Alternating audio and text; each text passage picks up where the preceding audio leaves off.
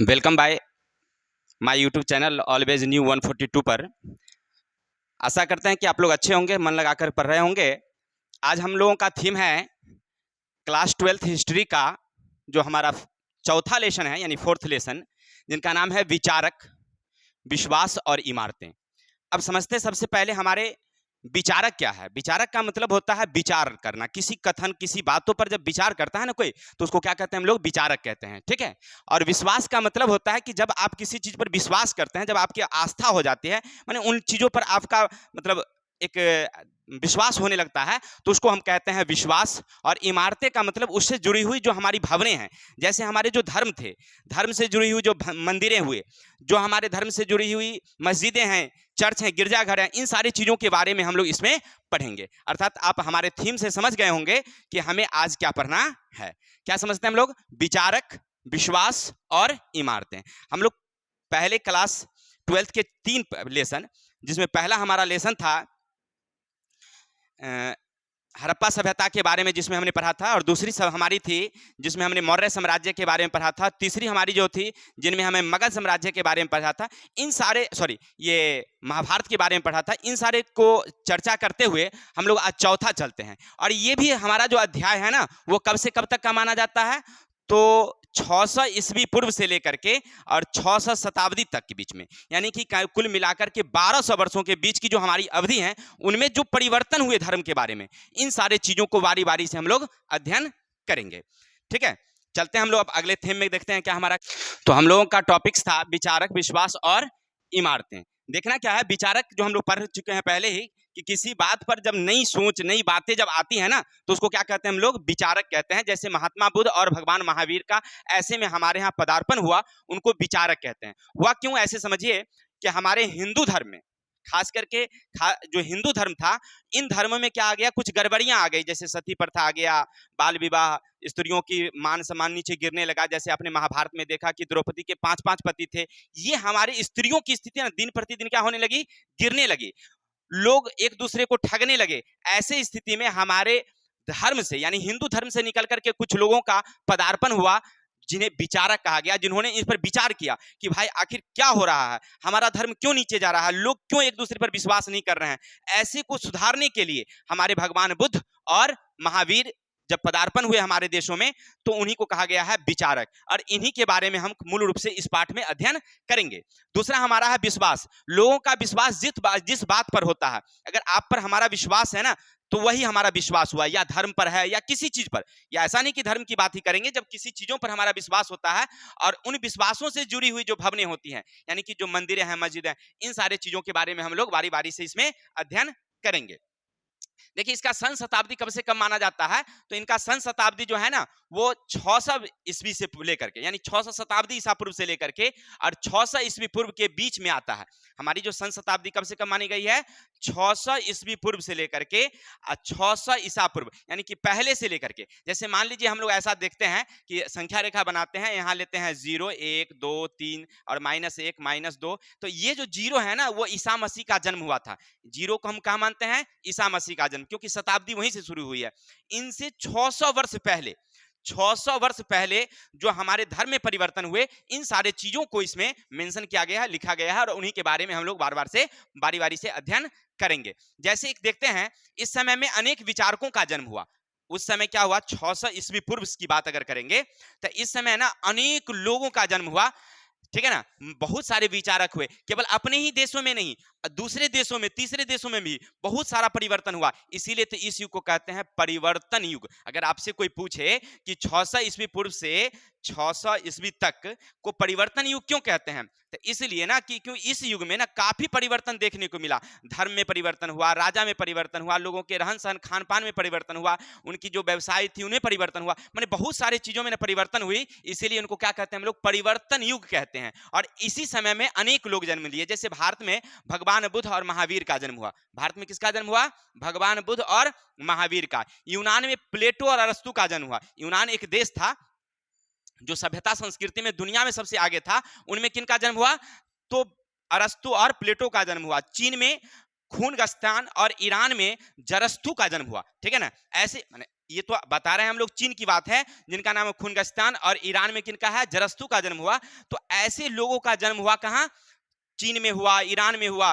तो हम लोगों को उनके बारे में नहीं पढ़ना है, पढ़ना किनके बारे में, हम लोगों को केवल भारत में जो परिवर्तन हुए उनके बारे में देखना है। ठीक है, चलिए तो आप समझ गए कि इस युग में परिवर्तन युग क्यों कहते हैं, क्योंकि इस युग में काफी परिवर्तन हुए, कुछ लोग महान लोग आए, धर्म में सुधार हुआ, नए नए धर्म बने। जैसे हिंदू धर्म था, बाद में बौद्ध धर्म आया, जैन धर्म आया, ठीक है, इस्लाम धर्म आया। तो ये सब नया नया धर्म बना। ठीक है ना, पहले इस्लाम धर्म का अभी तक कोई चर्चा नहीं था, अभी तक कोई इस्लाम नहीं हमारे देश में थे, बाद में इस्लाम लोग आए हैं, है ना। वो सब हम आगे के चैप्टरों में फिर देखेंगे। तो हमने देखा कि ये सब परिवर्तन जो हुआ है ना, इसलिए इसको कहते हैं परिवर्तन युग। और याद रखिएगा, पूछ सकता है आपसे, यूनान में कौन दार्शनिक का जन्म हुआ था, तब प्लेटो और अरस्तु। चीन में किसका, तो खूगिस्तान, और ईरान में किसका, तो जरस्तु का जन्म हुआ था। ठीक है ना, ये पूछता है ऑब्जेक्टिव में, आपसे पूछेगा कि भाई किनका जन्म हुआ था, वहां पर कौन विचारक थे। ठीक है, तो ये आप याद रखेंगे, और नहीं तो आप हमारे स्क्रीनशॉट ले लीजिएगा और इसको याद कर लिख लीजिएगा, नोटबुक कर लीजिएगा। ठीक है, चलते हैं हम लोग आगे की तरफ, देखते हैं। सबसे पहले देखते हैं हम लोग कि स्तूप क्या है। देखिए, स्तूप का मतलब होता है, स्तूप एक शाब्दिक शब्द अर्थ है, जिनका अर्थ होता है, जिसका अर्थ होता है टीला। जिसका अर्थ क्या होता है, टीला। स्तूप का मतलब क्या, टीला। जैसे आप लोग गेहूं का ढेर नहीं लगाते हैं, उसको क्या कहते हैं हम लोग, जैसे हम लोग मोहनजोदड़ो के बारे में पढ़े थे, मुर्दों का टीला। मोहनजोदड़ो का अर्थ क्या होता है, मुर्दों का टीला। आपसे पूछेगा ऑब्जेक्टिव में, मोहनजोदड़ो का अर्थ क्या लिखेंगे हम लोग, मुर्दों का टीला। हम लोग पढ़े थे ना कि वहां पर बहुत सारा ऐसा जगह मिला है जहां पर सिर कटी हुई बहुत सारी लाशें मिली हैं। इसका मतलब है कि कोई बाहरी आक्रमण किया होगा, बहुत सारे लोगों को मार करके उसमें रख दिया है। नहीं, तो ये कहाँ मिला है, तो मोहनजोदड़ो में मिला है, इसलिए इसको क्या कहते हैं हम लोग, मुर्दों की टीला कहते हैं। तो स्तूप का मतलब शाब्दिक अर्थ क्या होता है, टीला ही होता है, ढेर होता है। ठीक है, स्तूप का अर्थ क्या होता है, टीला या ढेर। ढेर हिंदी शब्द में, संस्कृत में इसको क्या बोलेंगे हम लोग, टीला बोलते हैं। ठीक है, चलिए, जहां बौद्ध भिक्षुओं को मृत्यु के बाद रखा जाता है, यानी वो बौद्ध भिक्षु जो होते हैं ना, उनको रखा जाता है। स्तूप का मतलब समझ गए कि वैसा जगह, वैसा घर जहां पर उन मतलब बौद्ध भिक्षु जो होते थे, जो भगवान बुद्ध के मानने वाले लोग होते थे, उनको जो है ना वहां पर रखा जाता था, उसको क्या कहते हैं हम लोग, स्तूप कहते हैं। उनको मरने के बाद, जैसे इस्लाम धर्म के जो लोग होते हैं, मुस्लिम लोग होते हैं, उनको मरने के बाद उनको कब्रगाह में डाला जाता है, कब्र में रखा जाता है, नहीं रखा जाता है। और उनके लिए एक जगह होती है जिसको हम कहते हैं कब्रिस्तान कहते हैं। क्या कहते हैं, कब्रिस्तान। उसी तरह से जहां जहां भगवान बुद्ध के अनुयायी हैं, यानी बौद्ध धर्म के मानने वाले लोग हैं, उस जगह पर स्तूप बनी हुई है, और उन्हीं स्तूपों में मरने के बाद उनको दफनाया जाता है, तो उनको कहते हैं हम लोग स्तूप। भगवान बुद्ध की मृत्यु के बाद ऐसा हुआ कि भगवान बुद्ध जो थे, उन्होंने एक धर्म चलाया, बौद्ध धर्म, और उनके बहुत सारे शिष्य हुए, बहुत सारे लोग हुए। तो जब उनकी मृत्यु हुई, तो मृत्यु के बाद उनके नख, दांत, यानी यूं समझ लीजिए कि भगवान बुद्ध जहां जहां ठहरे, जहां जहां रहे, 10 साल, 5 साल, 2 साल जहां समय बिताए, तो उनके जो शिष्य थे, उनके जो अनुयायी थे, चाहे उनके राजा हुए या उनके जो सामान्य लोग थे, सब मिल करके और जगह एक भवन बनाया, समाधि बनाया, उनको ही कहा गया क्या, स्तूप कहा गया। ठीक है, जैसे मान लीजिए भगवान बुद्ध सारनाथ में गए, ठीक है, वो तो सत्य की खोज के लिए वहां गए थे। सारनाथ में क्या गए थे, सत्य की खोज में। और वहां जब गए तो बाद में राजा अशोक जब उनके शिष्य बने, अनुयायी बन गए, बौद्ध धर्म को वो मानने लगे, तो सारनाथ में एक स्तूप बना दिया। सारनाथ में क्या बना दिया, एक स्तूप बना दिया, जो आज अशोक के सारनाथ स्तूप के नाम से जाना जाता है। ठीक है, उसी तरह से सांची में उनका स्तूप है। सांची में भी भगवान बुद्ध ने वहां पर समय बिताया था, तो राजा अशोक ने वहां पर भी स्तूप बनवाया। ठीक है, चलेंगे आप हम लोग राजगीर की बात करते हैं। राजगीर में भी शांति स्तूप है। भगवान बुद्ध जब अपने घर से निकले थे, तो राजगीर में वहां 12 वर्षों तक रहे थे, तो उस जगह पर भी शांतु स्तूप है ना। तो यानी कहने का अर्थ है कि स्तूप का मतलब समझ गए क्या था, कि जहां पर भगवान बुद्ध ने आश्रय लिया। ठीक है, तो यानी कि उन ऐसा किताबों में कहता है कि उनके नख, दांत, अस्थियां, इन सब जगहों में 8 जगहों में बांट दिया गया, 8 भागों में, और 8 जगह उनको बड़े बड़े स्तूप बनवाए गए, बहुत बड़ा गुंबद, जो आगे हम लोग देखेंगे कि स्तूप क्या है। ठीक है, तो स्तूप समझ गए कि स्तूप क्या हुआ, तब बुद्ध के जितने भी अनुयायी होते हैं, बौद्ध धर्म के मानने वाले, उनके मरने के बाद जब उसमें रखा जाता है, तो उसको कहते हैं हम लोग स्तूप।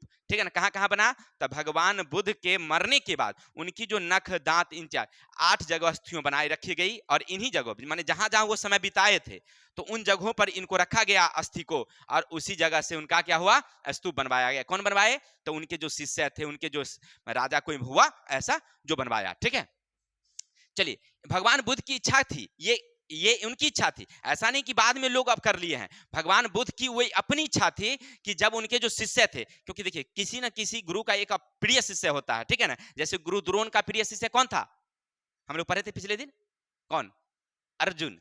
अर्जुन को वो बहुत मानते थे, नहीं मानते थे। उसी तरह से हमारे कोई प्रिय शिष्य होंगे जिसे हम बहुत ज्यादा पसंद करते हैं, नहीं करते हैं। तो उसी तरह से भगवान बुद्ध के भी एक प्रिय शिष्य थे जिनका नाम था आनंद।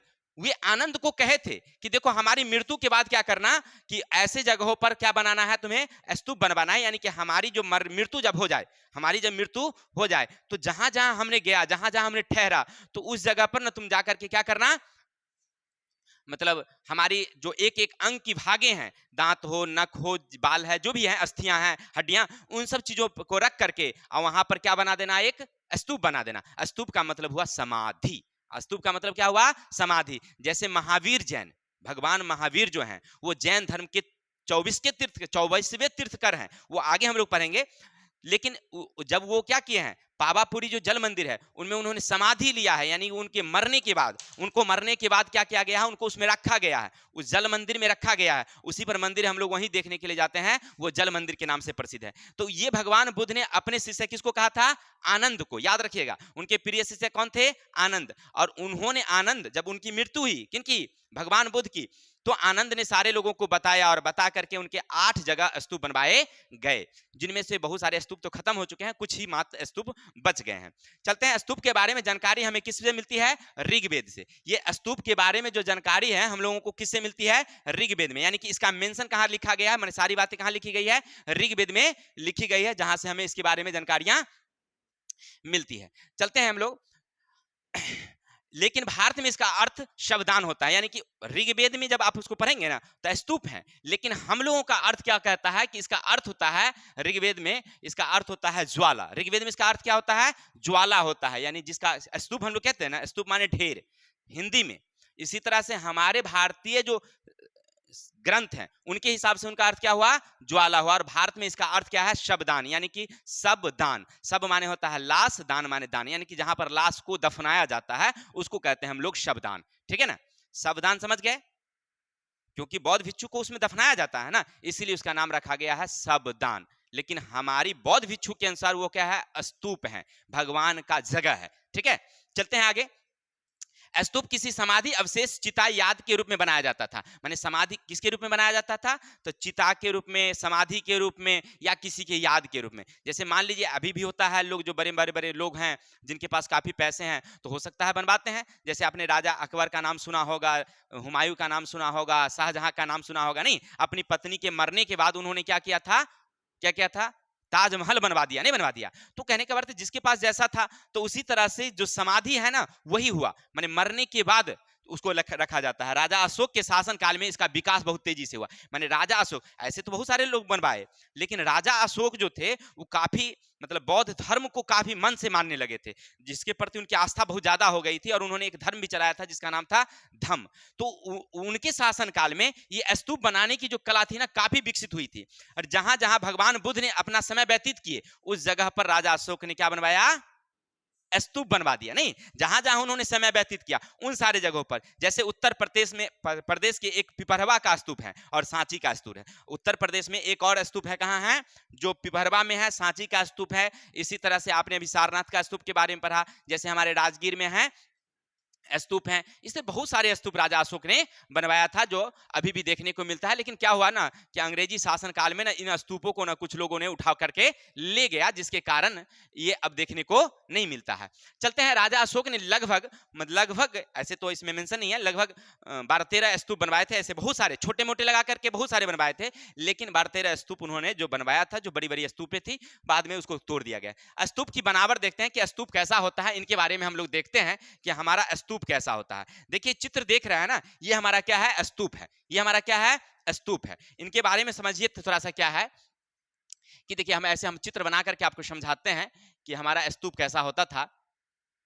देखिए ये एक जगह होती थी चबूतरा, एक समझिए चबूतरा, और उसके ऊपर ना ऐसे गुंबद के आकार की संरचना होती थी, जिसको अर्धगोला के आकार की संरचना होती थी, ठीक है। इसकी गुंबद के आकार की क्या होती थी, वृत्ताकार चबूतरा पर कटोरा के नुमा बनाया जाता था। कैसा, वृत्ताकार चबूतरा, पहले तो चबूतरा बनाया, उसके अर्ध कटोरा के रूप में ऊपर में बनाया गया। इसके ऊपर में ना एक छज्जा के जैसे ऐसी संरचना होती थी, ठीक है। इसके ऊपर देख रहे हैं संरचना, ये छज्जा के रूप में होती थी, जिसको हर्मिका कहते थे। इसको क्या कहते थे हम लोग, हर्मिका, याद रखिएगा, हर्मिका। अर्धगोले के ऊपर में एक क्या रहती थी, छज्जा, छज्जा माने एकदम छत के जैसा, उसको क्या कहते थे, हर्मिका। हर्मिका का मतलब क्या होता है, भगवान की रहने का जगह। यानी नीचे रहते थे बौद्ध भिक्षु की मृत्यु टिला थी, और ऊपर में क्या रहते थे, भगवान रहते थे, ऐसा लोगों का मानना था उस समय में। और उसके मुख्य भाग होते थे, जो स्तूप था ना, उसका सबसे मुख्य भाग यही, यानी कि घर का सबसे मुख्य घर कौन, जो भगवान घर होता है, नहीं भगवान घर होता है, हम लोग सिरा घर को ज्यादा पसंद करते नहीं करते हैं। तो उसी तरह से वहां पर बौद्ध भिक्षुओं का जो टीला थे यानी स्तूप थी, उसका सबसे मेन जगह होता था, जिसको कहते हम थे हर्मिका कहते थे, ठीक है। इसके अलावा हर्मिका के ऊपर में, हर्मिका के ऊपर में क्या रहता था, मध्य 3 क्षेत्र होते थे, जिसे श्रद्धा, सम्मान और उदारता का प्रतीक माना जाता था। माने इसके ऊपर में ना, ये जो आपने अभी देखा कि ये जो हमारी स्तूप होती थी, स्तूप ऐसे, इसके ऊपर हर्मिका होती थी, उसके ऊपर ऐसे ऐसे भाग होते थे, जिसको क्या कहा जाता था, श्रद्धा कहा जाता था, सम्मान और उदारता कहा जाता था, ठीक है ना। उसका नाम यानी प्रतीक होता था, जिसका मतलब वो हुआ। इनके चारों ओर घूमने के लिए, माने इसके चारों तरफ लोग घूमेंगे, इसके लिए एक पथ बनी होती थी। माने जो लोग जाते थे, बौद्ध भिक्षु या बौद्ध के मानने वाले लोग या देखने वाले लोग, तो इनके चारों ओर घूमते थे, उसके लिए एक प्रदीक्षा पत्र पद, यानी कि मैंने पैदल चलने का जगह बनाया जाता था, लोग उनका चक्कर लगाते थे, ऐसा बनाया जाता था। पूरा चारों ओर से घिरा रहता, मैंने वो चारों तरफ से एक मतलब दीवार से घिरी रहती, जिसको वेदिका कहते थे। जो घिरा हुआ है ना, इसको क्या कहते थे हम लोग, वेदिका। मैंने पहला तो आप समझ गए कि चबूतरा हुआ, और चबूतरा के ऊपर अर्धगोला, अर्धगोला के ऊपर छज्जा, छज्जा को क्या कहते हैं हम लोग, हर्मिका, जो सबसे मेन जगह वो होता था, ठीक है, स्तूप का। उसका अर्थ होता है श्रद्धा, सम्मान, उदारता। इसके अलावे इसके चारों तरफ घूमने के लिए एक पथ बनाया जाता था, उसको प्रदीक्षा पथ कहते थे। और इसके चारों ओर एक बाउंड्री घेर दिया जाता था, कि लोग बाहर के लोग अंदर नहीं आ सके, इसके लिए क्या कहते थे, वेदिका, ठीक है। और ऐसे नहीं आप कहिएगा सर जी बाहर से कोई ले जाए, तो रास्ता होता था, उसको तोरण कहते थे। रास्ता होता था, उसको क्या कहते थे हम लोग, तोरण। तोरण का मतलब होता है उनमें जाने की जगह, ठीक है ना। जैसे हमारा घर है ना, तो ये अंदर आने का जो कमरा है ना, उसको क्या बोलते हैं हम लोग, तोरण कहते हैं। तो इसी को क्या कहते थे, अंदर जाने की जगह, जो आगे हम लोग देखते हैं, इसके प्रवेश द्वार को देखिए लिखा हुआ है, प्रवेश द्वार को क्या कहते थे, तोरण कहते थे। जब उसके अंदर जाता था, वो जो द्वारिका होती थी, मतलब उसको कहते हैं हम लोग वेदिका। वेदिका में जाने के लिए, अंदर प्रवेश करने के लिए रास्ता बना होता था, उसको क्या कहते हैं हम लोग, तोरण। और 1-2 नहीं होते थे, कभी कभी 3-3, 4-4 करके होता था, जो हम आगे देखेंगे। जैसे देखिए, ये जो आप देख रहे हैं, ये सांची का स्तूप है, ये क्या हमारा सांची का स्तूप है। और ये जो आप देख रहे हैं, ये वाली भाग जो हम लोग देख रहे हैं, ये हमारा जो भाग है, सॉरी, ये हमारा आगे चला गया, इसको बैक कर लेते हैं थोड़ा सा।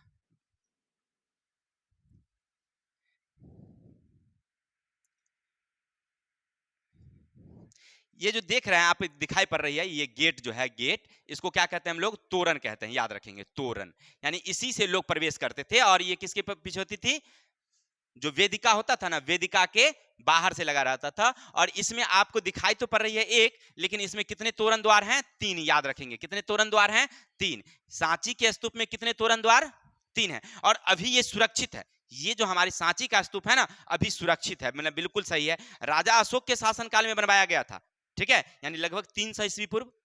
अभी 21वीं शताब्दी है, अब जोड़ लीजिए कि हम लोग 2000 यानी कहने का 2000 वर्ष और 300 उधर, तो 20-3 2300 वर्ष पुराना है। ये कितना वर्ष पुराना है, 2300 वर्ष है। लेकिन इसके बारे में बहुत सारी बातें हैं कि आखिर ये सब जो है ना, आखिर खत्म हो गया, बहुत सारे स्तूप खत्म हो गए। जैसे आपने उत्तर प्रदेश का पिपरवा का स्तूप देखा नहीं, फिर ये स्तूप क्यों बच गया, इसके पीछे कई कारण है कि हुआ क्या कि अंग्रेज ना इसमें बहुत देखिए बहुत सारा लोहा वहा का प्रयोग किया हुआ था। तो अंग्रेज ना बहुत सारे लोहा को अपने साथ ले जाना चाहता था, लेकिन जब इसको तोड़ने की बारी आई ना, तो यहाँ के एक रक्षक थे जिन्होंने इसको बचा लिया। मैंने उसको ना डुप्लीकेट जो है, वो फ्रांस का एक आदमी आया था, ठीक है। अब फ्रांस का आदमी जब मांगा इसका तोरण द्वार, तो उसने क्या किया, वहां के जो लोकल राजा थे उन्होंने क्या किया, इसको दिया नहीं, और उसका डुप्लीकेट बनवा करके सेम टू सेम बनवा करके और उसको दे दिया। पहले तो यहाँ जाने नहीं दिया उसको, फ्रांस के अधिकारी को वहां जाने नहीं दिया। और क्या किया कि वो जब मांगा और कहा, तो कहा ठीक है तुमको हम देते हैं। और क्या किया उसने,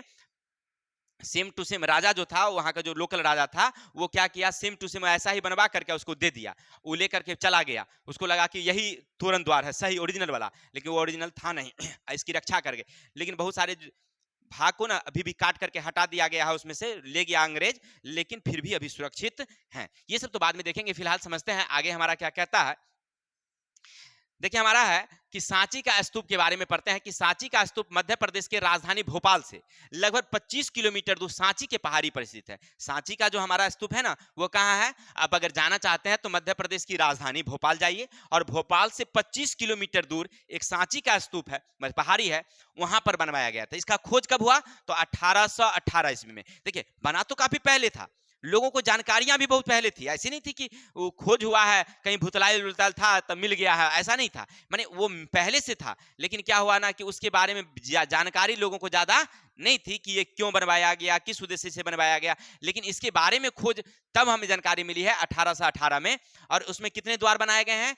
3 द्वार, और वो सब सुरक्षित है। देखिए उस समय स्तूप था जो था वो बहुत सारे समाप्त हो गए, बहुत सारे स्तूप समाप्त हो गए। क्यों समाप्त हुआ? इसका कारण था, देखिए जैसे मान लीजिए आप पिपरबा का स्तूप लीजिए और अन्य जगह का स्तूप लीजिए, तो अंग्रेज अधिकारी, क्योंकि उसमें ना बहुत सारा कीमती कीमती चीजें राजा अशोक के समय में लगाया गया था, ठीक है, और लगाया गया। अब एक अधिकारी आया, उसका कुछ पार्ट लेकर के चला गया, फिर दूसरा अधिकारी आया, कुछ वो लेकर के चला गया। नहीं, अगर किसी ने रोका तो उसने कह दिया कि अरे भाई हमसे पहले तो जो अधिकारी था वो तो ले गया, तुम उसको क्यों नहीं रोके जो हमको रोक रहे हो? नहीं, ऐसे करते करते उसने क्या किया, लगभग बहुत सारे स्तूप को धीरे धीरे काट काट करके जो अधिकारी आए वो सब धीरे धीरे क्या कर लिए, ले गए। लेकिन सांची का स्तूप जो है ना वो बच गया। देखिए मार्शल ने सांची के स्तूप के ग्रंथ लिखा और सुल्तान बेगम को समर्पित कर दिया। लेकिन वहां के एक लोकल लेखक थे जिनका नाम था मार्शल, याद रखेंगे। सांची के जो मध्य प्रदेश भोपाल की जो राजधानी है, वहां का एक लोकल लेखक था जिनका नाम था, याद रखेंगे, मार्शल।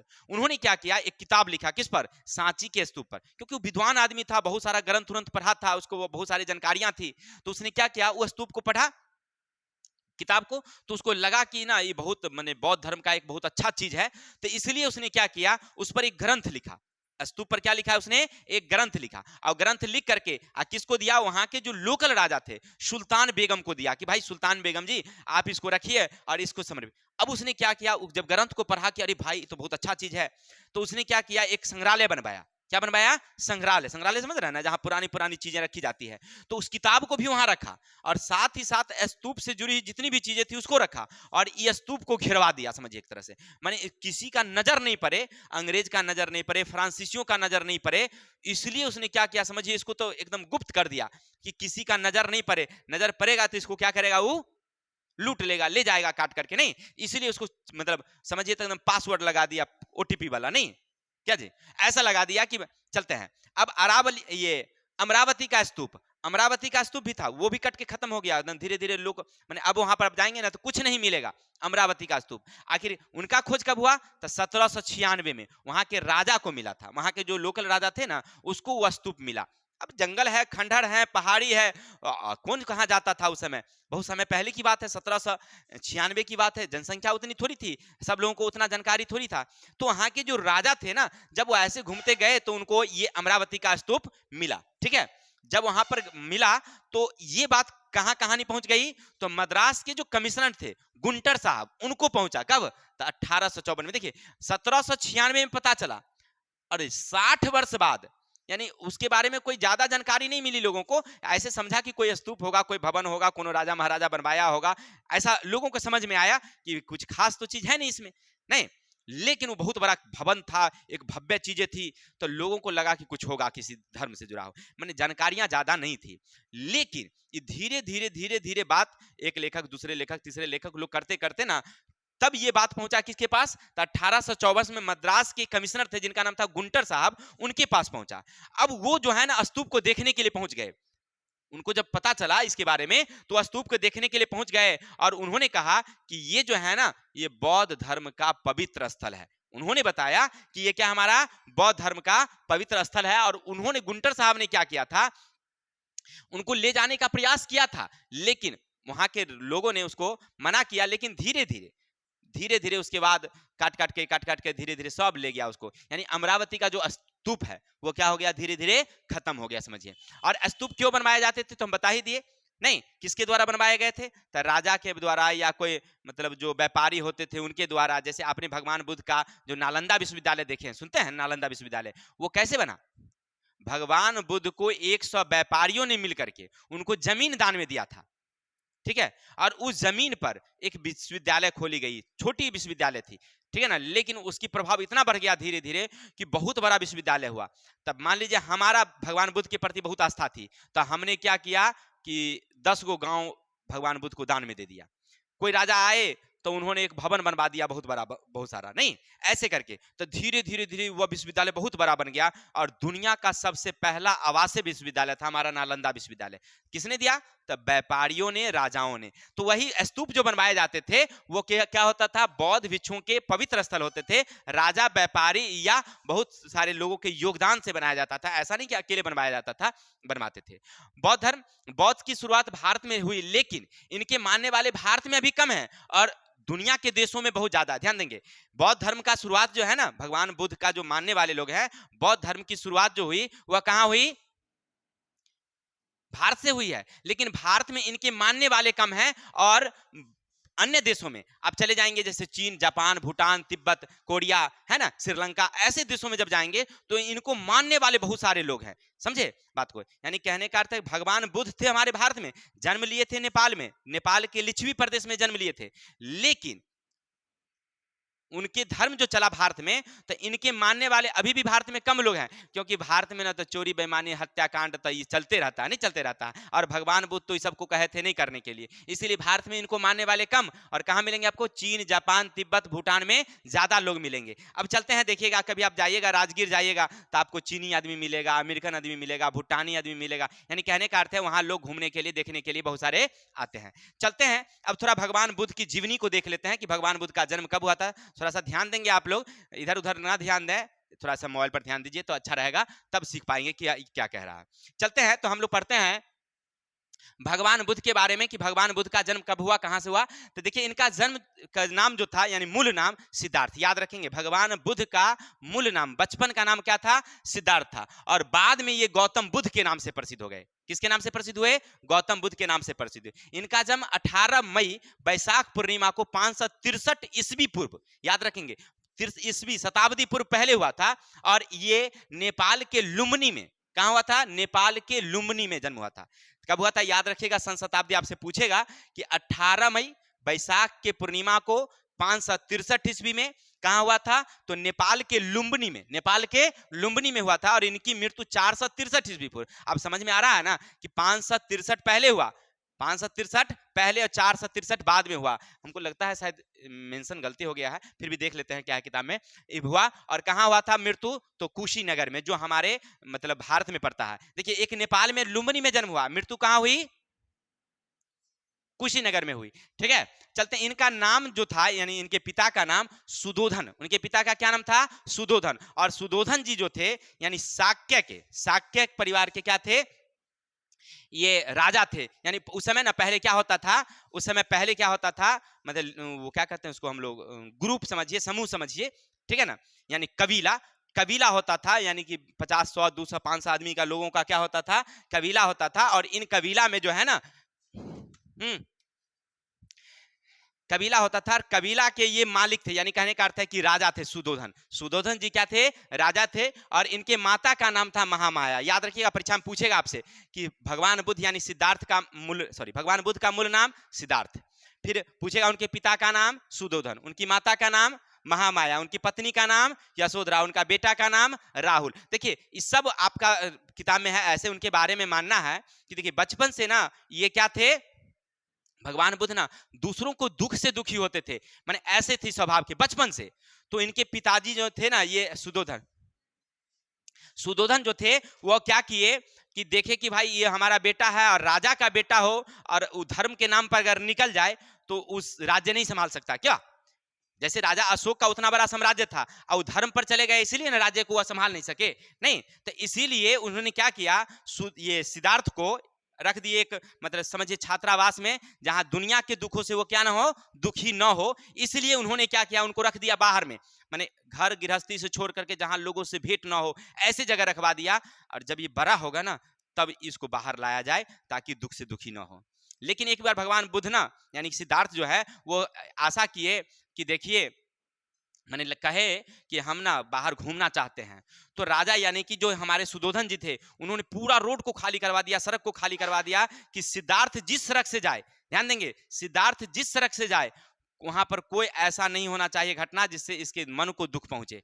इसीलिए लेकिन अंत में क्या होता है कि ये जाते हैं और देखते हैं कि ये रथ पर चढ़ करके, राजा के बेटे थे, रथ पर चढ़ के कबीला के बेटे थे तो राजा रहे थे। तो रास्ते में देखते हैं कि ना एक ऋषि जो है एकदम मस्ती से गाते हुए जा रहा है, एक ऋषि मुनि मस्ती से गाते हुए जा रहा है। तो उनको देख करके उनको खुशी मिली। फिर आगे जब गए तो देखे कि एक बूढ़ा आदमी जो है ना दर्द से, वैसे ही जैसा ऋषि था वैसे बूढ़ा आदमी दर्द से कराह रहा है, बड़े मने रो रहा है।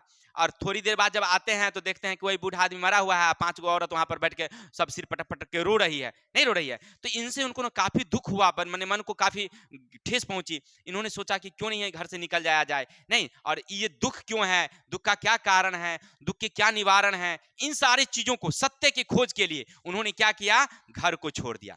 ठीक है, क्योंकि उस समय ना हिंदू धर्म में खास करके बहुत सारी गड़बड़ियां थी और इन सारे गड़बड़ियों को उन्होंने क्या किया, मतलब त्यागने के लिए उन्होंने ऐसा किया था। माने हिंदू धर्म को उन्होंने छोड़ करके बौद्ध धर्म को उन्होंने स्वीकार किया, माने चलाया। चलते हैं देखते हैं, इनका जन्म हिंदू धर्म के मतलब हुआ था, हिंदू धर्म में, यानी कि भगवान बुद्ध का जन्म किसमें हुआ था, हिंदू धर्म में हुआ था। लेकिन बौद्ध धर्म को उन्होंने क्या कर लिया, स्वीकार कर लिया। याद रखेंगे, ये इनका जन्म किसमें हुआ था, हिंदू धर्म, ये हिंदू धर्म के थे, लेकिन बाद में किसको स्वीकार कर लिया, बौद्ध धर्म को। और बौद्ध धर्म के संरक्षण के रूप में, यानी कि ये समझिए कि बौद्ध धर्म का क्या थे, ये संरक्षक थे। और उनके मृत्यु के बाद उनको बौद्ध भिक्षु के माने शिक्षा ग्रंथ में उनकी सारी बातें को लिखा गया है। माने उन्होंने जितना शिक्षा दिया है, लोगों को बताया है, सारी कहाँ रखा गया है, एक ग्रंथ में रखा गया है जिसका नाम है पीटक। याद रखेंगे, उनकी जो किताबें हैं ना, याद रखेंगे, उनकी जो किताबें रखी गई है उसको क्या नाम है, पीटक कहा गया है। चलिए क्या होता है समझते हैं। जब भगवान बुद्ध जब धर्म तो चलाए, उनके अनुयायी बने, सब हो गया, लेकिन देखिए महान चाहे जो भी हो, मृत्यु तो होना ही है, नहीं होना है, एक दिन तो लोगों को मरना ही मरना है। तो क्या हुआ, भगवान बुद्ध की मृत्यु होती है। अब मृत्यु के बाद जितने बौद्ध भिक्षु थे उन्होंने सोचा कि आखिर इन सारे चीजों में एकता लाया जाए, भगवान बुद्ध के जितने बातें हैं उनमें क्या लाया जाए, एकता लाया जाए। और इस एकता को लाने के लिए उन्होंने क्या किया, एक सभा बुलवाई। याद रखेंगे, एक क्या बुलवाई, सभा बुलवाई। बौद्ध धर्म के संरक्षण के लिए उन्होंने वैशाली में एक सभा बुलवाई। किसके शासनकाल में, तो याद रखेंगे उनके शासनकाल का नाम होगा राजा अशोक, नहीं राजा अशोक नहीं, सॉरी, शिक्षा ग्रंथ में इसका मेंशन किया गया वैशाली सभा में। चलिए जो भी है, तो उन्होंने क्या हुआ, वैशाली में सभा बुलाई गई और उसका नाम रखा गया कौन सी, पीटक रखा गया। ठीक है, और पीटक का अर्थ होता है टोकरी। याद रखेंगे, पीटक का मतलब क्या है, टोकरी। यानी भगवान बुद्ध ने जितनी ज्ञानें दी, जितनी किताबें लिखी, उनके धर्म के बारे में जितना किताब था, सबको कहाँ रखा गया, एक जगह रखा गया है, उसका नाम रखा गया है पीटक, यानी कि टोकरी। अब ये मत समझिएगा कि पीटक का मतलब टोकरी हुआ, तो वो टोकरी में रखा गया है। ठीक है, चलते हैं आगे। बाद में राजा अशोक और बेटा और बेटी को दोनों ने क्या कर दिया था, धर्म के प्रचार के लिए चीन भेज दिया था। देखिए राजा अशोक इतने बहुत बौद्ध धर्म को मानते थे कि अपने बेटा बेटी के प्रचार के लिए कहाँ भेज दिया था, उसको चीन भेज दिए थे। ठीक है, और चीन धर्म में उन्होंने वहां पर जाकर के खूब इसका प्रचार किया। और बाद में बौद्ध धर्म के बारे में उन्होंने चीन द्वीप का इतिहास या महान इतिहास के रूप में लिखा जाता है। यानी उन्होंने जो गया, कौन, राजा अशोक के बेटा और बेटी जब वहां गए, बौद्ध धर्म का प्रचार किया, बौद्ध धर्म, उसके बाद इतना लोग वहां मानने लगे बौद्ध धर्म को, तो उनको क्या कहा गया, द्वीपों का इतिहास कहा गया। चीन में इस धर्म का क्या नाम रखा गया, समझिए, एक तरह से द्वीपों का इतिहास कहा गया। चलते हैं आगे, देखते हैं हमारा क्या कहता है। बौद्ध धर्म के सभी ग्रंथ पाली भाषा में लिखा गया है। याद रखेंगे, बौद्ध धर्म के जितने ग्रंथ है वो किसमें लिखा गया है, पाली भाषा में लिखा गया। और ये लगभग पूरे भारत में फैला हुआ है। ऐसा नहीं कि बौद्ध धर्म के मानने वाले लोग एक जगह है, लगभग पूरे भारत में इसका फैलाव देखने को मिलता है। बाद में फैसियन सुवेन तीर्थयात्री बौद्ध धर्म में जानने के लिए भारत आए थे। याद रखेंगे, देखिए बौद्ध धर्म जब, क्योंकि भारत में तो था ही, लेकिन इसके अलावा चीन, कोरिया, जापान, श्रीलंका, नहीं ऐसे सारे देशों में इनका फैलाव है। तो जानते हैं बाद में बाहर से लोग फैसियन और स्वेन तीर्थ यात्री बौद्ध भिक्षु के बारे में जानने के लिए, बौद्ध धर्म के बारे में जानने के लिए कहाँ आए? चीन से लौट करके आए। और यहाँ से जब गए जान करके, चीन से आए और यहाँ से लौट कर फिर वापस चीन गए, तो चीन में ना बौद्ध धर्म के बारे में खूब प्रचार प्रसार किया, ठीक है ना। इसी तरह से बहुत सारे लोग आए, जैसे आपने फाहियान का नाम सुना होगा, युआन चुआन का नाम सुना होगा, नहीं सुना होगा। तो ये सारे लोग क्या थे? बस देखिए, बौद्ध धर्म को जब वहां पढ़ा सुना अपने देशों में, तो उसको लगा कि भाई क्यों नहीं हम यहाँ जो पढ़ते सुनते हैं, अगर भारत जाएंगे ना तो भारत में तो और जानकारी मिलेगी, क्योंकि उनकी जन्मस्थली है। वहां जाएंगे तो वो अच्छा से देखेंगे सुनेंगे। तो वो लोग भारत आते थे और भारत में आकर के सुनते पढ़ते, और जब जानकारियां मिल जाती, अब ऐसा नहीं कि 2-4 दिन रहते थे, वो वर्षों तक रहते थे, 5 साल 10 साल 20 साल रहते थे।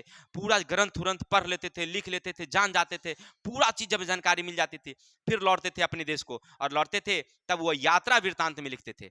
यात्रा वृत्तांत समझ रहे हैं ना? जैसे आपने पढ़ा था कि ये हमारे नालंदा विश्वविद्यालय के बारे में जानकारी कैसे लोगों को मिली, कि एक चीनी यात्री थे, जब वहां से गए लौट करके तो नालंदा विश्वविद्यालय के बारे में लिखा। नहीं, चीन में वो किताब पढ़ी हुई थी। जब एक अंग्रेज अधिकारी जब चीन में था तो वो किताब को पढ़ा था कि भारत में एक विश्वविद्यालय है, सो बहुत बड़ी विश्वविद्यालय थी, इतना बड़ा लोग इतना रहते थे, वहां पर छात्रावास था।